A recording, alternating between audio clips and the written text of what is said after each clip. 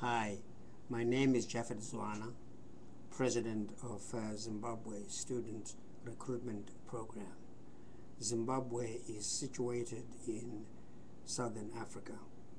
The purpose of the Zimbabwe Student Recruitment Program is to establish a scholarship fund to raise funds to support students in Zimbabwe who have just graduated high school and want to go to college but cannot afford to go to college because of poverty. They are poor because their families are poor. Zimbabwe has been in a very bad economic patch. As a result of that, a lot of people are poor.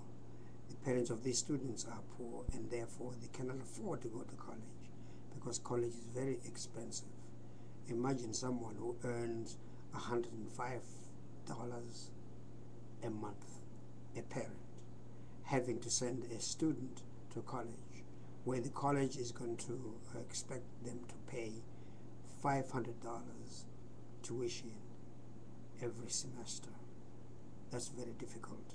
That is why, therefore, the Zimbabwe Student Recruitment Program is in business to raise the necessary funds to assist these students who need as much education as anybody else.